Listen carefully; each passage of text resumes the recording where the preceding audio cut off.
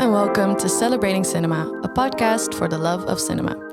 I'm your host, Sophie, and today I'm in conversation with writer and director Ira Sachs to talk about his new film Passages, which you can watch on Mubi starting today, the 27th of October. In honor of the release, we were invited to attend the film's Dutch pre-premiere right here in Amsterdam earlier this year and to talk to Ira afterwards. Well, hi, Ira. Thank you so much for giving me the opportunity to speak with you today. Thanks for having me. Yeah. Very nice to be here. I'm very excited to talk about this film. I've seen it twice in the past 4 days. Okay. I've seen it the first time to prepare for this interview, and then I was again there yesterday during the pre-premiere and your Q&A, which was lovely to attend. And I'm very excited to talk about this film because I have to say I was a bit hesitant to watch it again within 4 days, right? Because it's quite soon. But I loved it equally as much, if not more. First, because it was in a cinema, which is objectively a better setup than my laptop at home. Yes. And it was really nice to watch it in a room full of people. Yeah. And to hear other people react with me to the film, because there were a lot of noises during the film, and I always feel like that's such a connecting experience, especially for a film like this, which is so intimate. And then again, you also feel kind of closed off by it to a certain extent. To experience that with other people was very interesting. And I loved how the film was introspective, but yet also very speaking. It made me uncomfortable by decisions the characters made, but it was endearing at the same time. So I'm excited to dive into it with you. But before we do, maybe you could give a short summary for our listeners who won't have had the opportunity to see it yet. So the film is called Passages. It's a story of two men, a couple, who live in Paris, and the woman that one of them has a relationship with. So it's a love triangle about desire and want. Yeah. And it stars 3 extraordinary actors, Franz Rogowski, Ben Whishaw, and Adele Exarchopoulos. And in a way, when you watch the film, you're watching the 3 characters they play, Tomas, Martin, and Agathe, but you're also really watching these 3 actors. I think part of the intimacy is what they give the film and how revealing they are. Yeah, I fully agree. They were tremendous. And I was actually wondering about that because you've said that you wrote this film for Franz Rogowski, who plays Thomas, the center of this love triangle. And I thought, what came first? Was it the idea for the story of a love triangle and then Franz was the inspiration for the character? Or was it the inspiration of Franz that came first and then you created the story around him? That's a good question that I almost don't remember. I feel like I hold in my head certain memories of certain performances where an actor, an actress, a performer does something on screen that I'm just really turned on by. And that was true with Paulina Garcia, who's the star of the film Gloria. And I wrote a film called Little Men for her. It was true for Isabelle Huppert. I wrote the film Frankie for her. And it was true for Franz. I saw him in Michael Haneke's Happy End. And go to YouTube and watch him do a karaoke scene to a song by Sia. Oh, wow. And it's really, you will understand why I wrote a movie for him. And it's on YouTube. Oh, I'm really curious about that. Because when you were talking about this physicality of his and the sort of sensuality as well that you saw in his character, when you were talking about that, I immediately had to think of it's a very short scene in your film where we see Franz dancing from the back in the restaurant. Yes. Which was such a short shot, but I was so intrigued and sort of entranced by it as well. I love to hear that because I can remember considering that scene, was I going to shoot it? Was I not? It's a restaurant. And then I thought this is maybe a time for a musical interlude, like a dance scene. But there was no real justification for the scene except that I wanted to see it. So I kept thinking, no, I'm not going to do it. We're going to run out of time. No, maybe I will do it. No, maybe I won't do it. And then I was like, oh, come on. They're all here. They're great looking. let's turn on the lights, turn on some music, and we're going to have this dancing. Yeah. And it becomes really significant in the movie. It's a moment of impact on the audience. And you're always trying to think of images that create that kind of impact and stick in the mind when people leave the cinema. Yeah, it truly had an impact on me. And it also makes me think of how in the entire film, composition plays a big role. And especially the thing that I noticed the first time around watching it, but the second time even more, that for a large part of the film we're watching people's backs. Which creates such a refreshing sort of intimacy that felt very new to watch for me. Yeah, I mean, I think it's a result, not an intention. Meaning, I'm interested in how the effect of watching bodies move through space. Mm-hmm. And so I tend to cut very little, and often I'm changing the size of the image by someone being, let's say, in a wide shot in the far end of the room, and then they walk towards the camera and they're suddenly in a close-up. But I haven't used cutting to get there. And what that sort of means is that I don't always get to cut just because somebody's not in the right position. So my voyeuristic position as the camera isn't always privileged.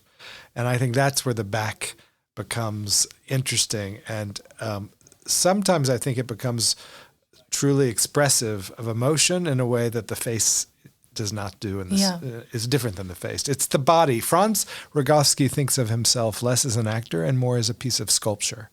I can see that. Yeah. His body is such he really tells stories with his entire body. Yeah, and I mean, he said to me once, if he's going to put his hand on a wall in a moment of silence, he's like, what does my hand mean? So, but we don't talk about that. That's unspoken between us. Yeah. I mean, he'll tell me that that's how he works, but with my actors, I don't rehearse before I start shooting.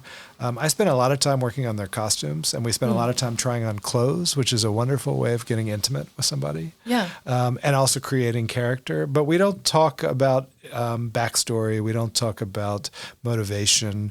I try to avoid conversations that will literalize meaning. Okay. This makes me think of a question that I had for myself while watching the film. Yeah.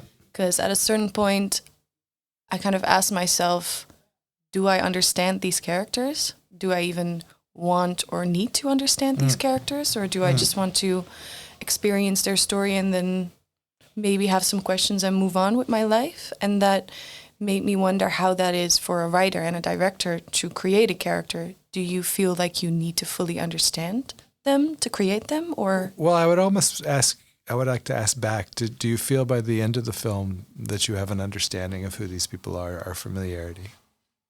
To a certain extent. Yeah. I think for me, I believe in the power of observation. And that doesn't mean necessarily control. It does mean some moments of identification, in the sense that I think if the film works for people, they go from being on the outside to on the inside. Yeah. And I think for me, that's how I think of movies in general, and particularly constructing them. It is a series of middles for me. There's no beginning and there's no end. And that's true scene by scene. You're always thrown in the middle. And I guess that draws upon like the history of cinema verite.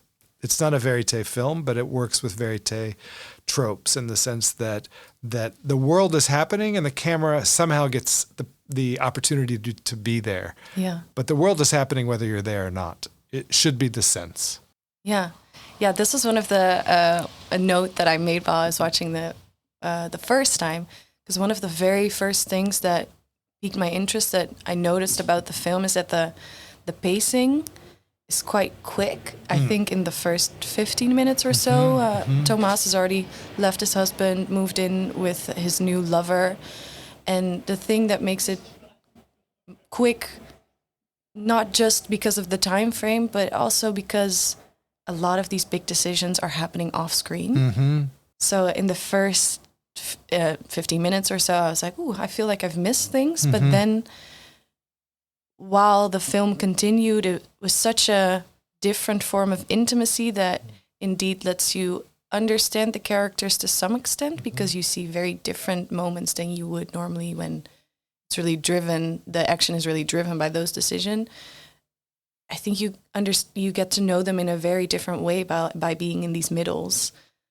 I think what you're talking about is a kind of visceral relationship to the character and also to the cinema, right? Like you're attached because of movement, because of emotion, because of color, because of beauty, and because of plot. Like I can tell you that there is a plot, but you might not notice it.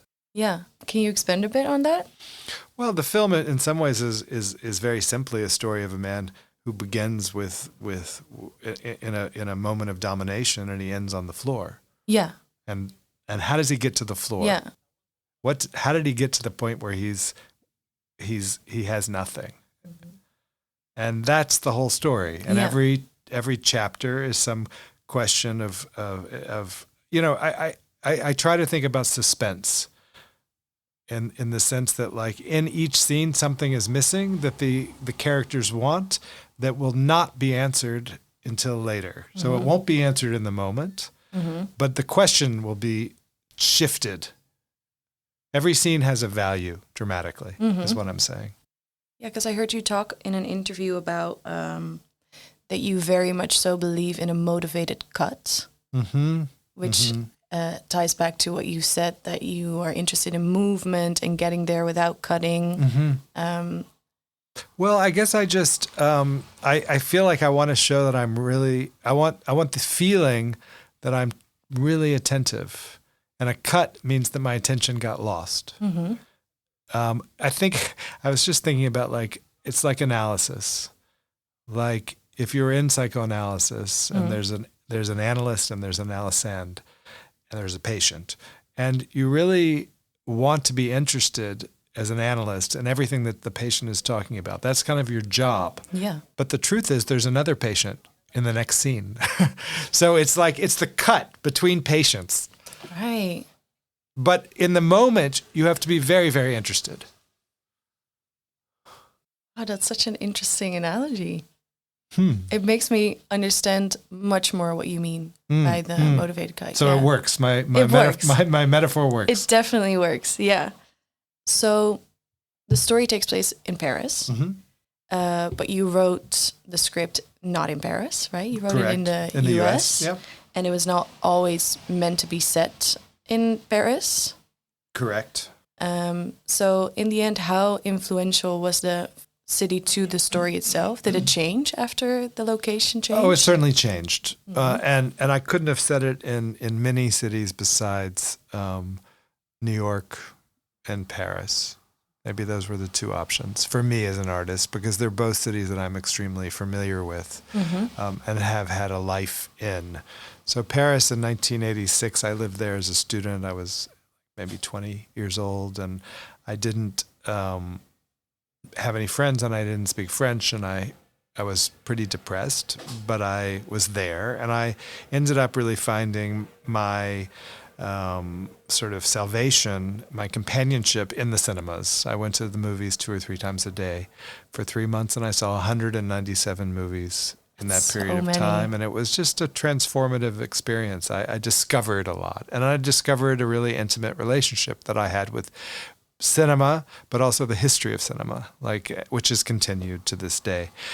Since then, I've just gone back to Paris as a place to live and to experience, and to for long enough that I've had real relationships there. I've had breakups there. I've had sex there. I've cried there. I have really wonderful friends there. It's a place that I feel at ease. And I think that ease is really what allowed me to make this film there.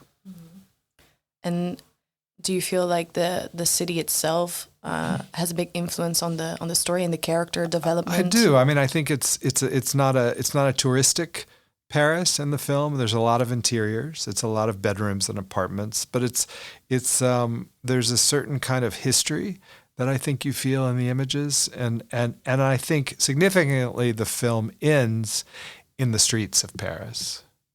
Yeah. And in a way, the story that is this fiction becomes subsumed by the city, which is real.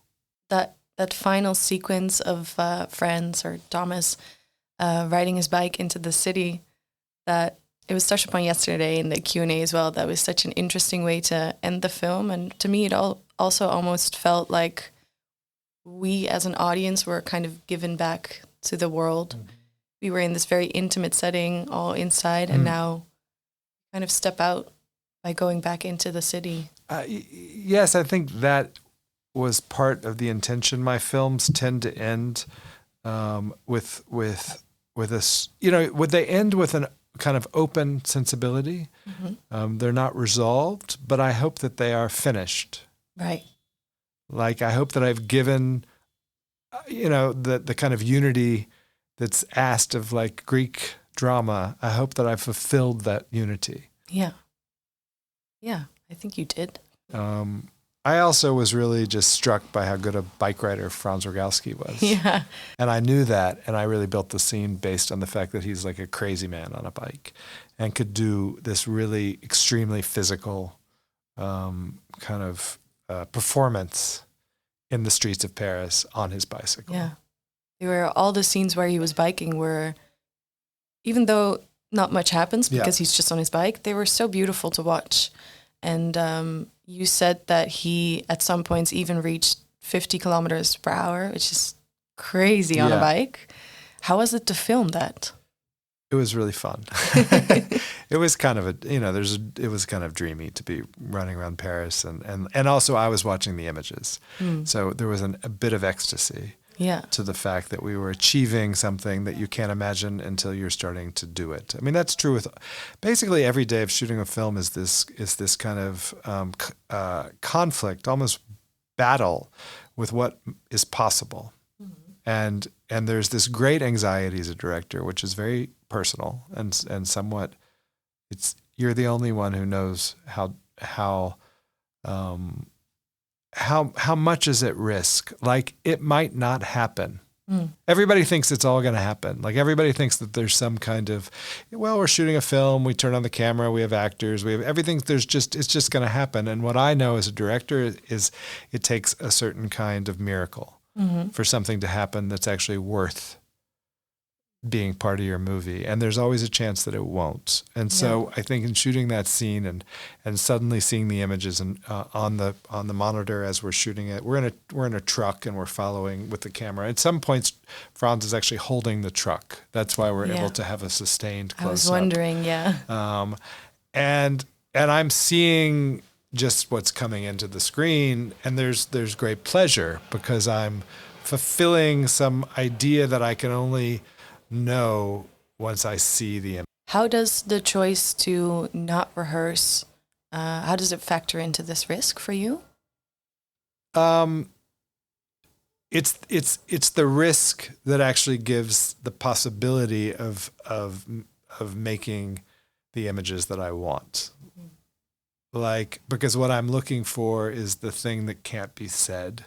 So the way your eyes just went to think in your head. And that, to record that, I can't write that. I can only observe it. Yeah. So what is your process of preparation then? If you don't rehearse, you said that My process of preparation is extremely,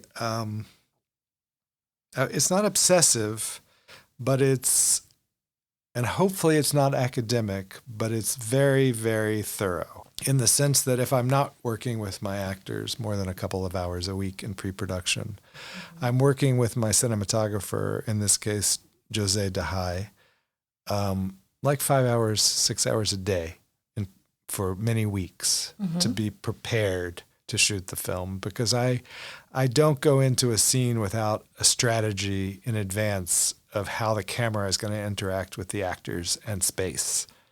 And to figure out that language is, for me, a very lengthy process, which involves a close study of other movies and other shots and other images. I use references all the time in my work that kind of lead me to new ideas. I'm very prepared, and then something unexpected has to happen.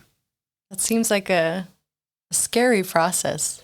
Every day, I mean, when I'm done shooting a film for the next like 4 weeks or 8 weeks, I dream every night that I'm on set because the tension is so high. Mm-hmm. It doesn't matter. I mean, it's just a movie. Like I have a sense of humor, but I know how possible it is to not get what we need. Mm-hmm. And it's interesting that nobody else really does know that. Really, nobody on set knows that. No, not even your director of photography? No, not the way that I know that. I mean, they have an enormously difficult job. They work harder than I do because they don't get a DP doesn't get time off on set. Right. Mm-hmm. Like I suddenly have blocked a scene, talked to camera people. They're setting up lights, and I can go have breakfast and I can go talk to friends on the phone, and they don't really get to do that. So they work incredibly hard. Yeah. But they don't necessarily need to figure out the solutions right when things aren't working. Like they don't know what to say to an actor or how to reblock. Yeah. And they trust that you will. Yeah. You're the one. You make up for that free time in your dreams the weeks after. That's right. That's right. Because you're always aware that you might fail. Yeah. I think what happens, which is nice, is that I actually edit when I'm shooting. So right. I mean, I don't, but my editor does, right, and I'm given scenes pretty quickly after, and I start to go like, oh, it's work. Like day one is terrifying and usually a failure, which it was in this movie also. Just doesn't. I literally come home and I have to call several people to make sure that there wasn't a huge mistake made by the people who gave me money to make the film. Okay. That's day one. Okay. In what way was it such a huge failure to you? The scene was bad. I mean, to be honest, the scene in the bedroom where you see Franz's back. Yeah. That was on day one, and we probably shot maybe another hour of footage. Mm-hmm. I needed an authentic moment between these two actors in this room, and that was the only one I had. So there was not a choice. There was no, and I got it. That's all you need. But there was another scene I shot that day that we didn't use, and is also not good. But it wasn't. It was a scene that I learned a lot from because it really wasn't a scene that fit into the kind of movie I was making. It was a scene in which Agathe and Martin were talking about their past. They were sharing stories of their past. I think of it as a Jules Jim scene, like it's a storytelling scene, and that this movie has no past. No, it just there was no space for it in a aesthetic way.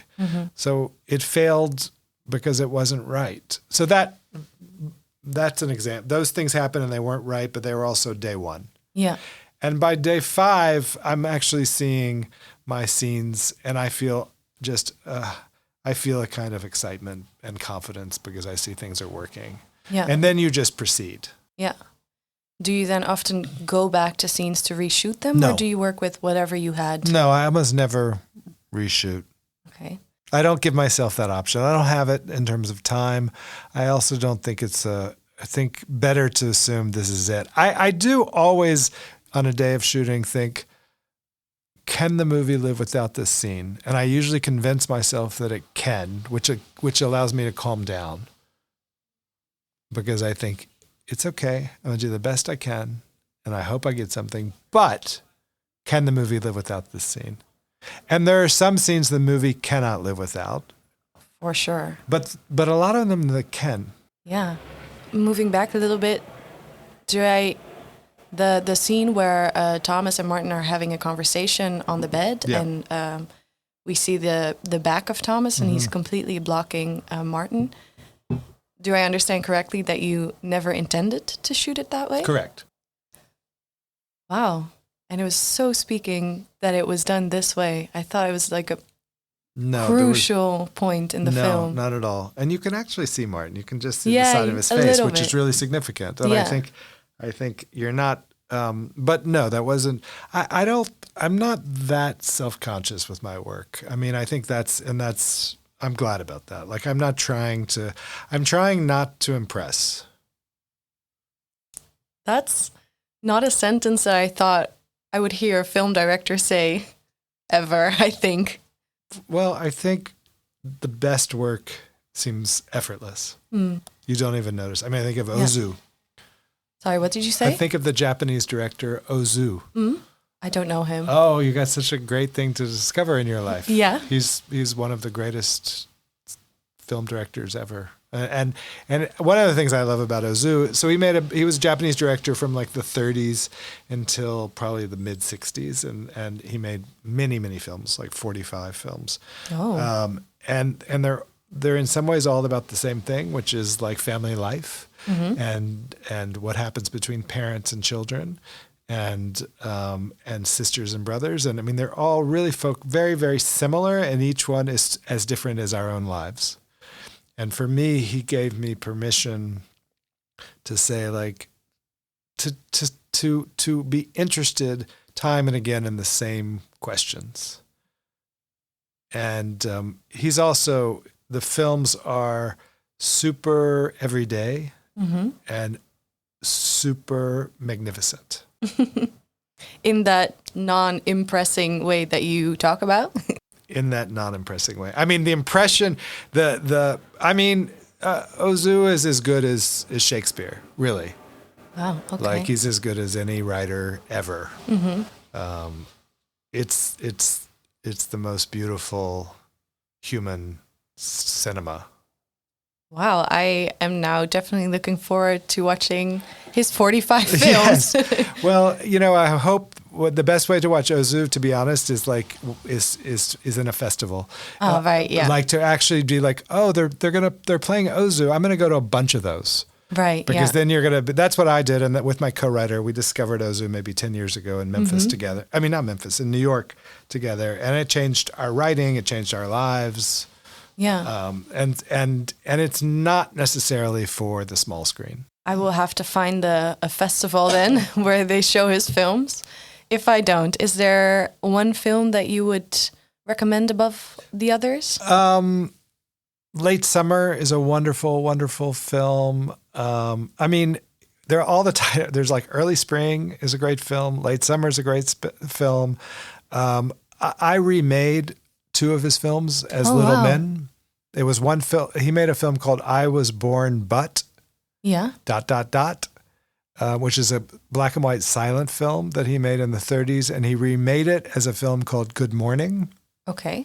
And they're both about children who go on strike against their parents. Those are very like.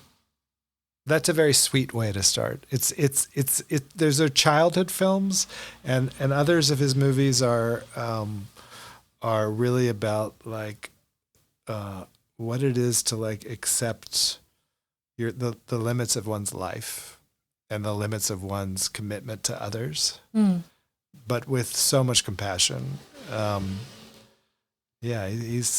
like gaps. To me, like gaps are these things that give you a sense that maybe your life will be transformed.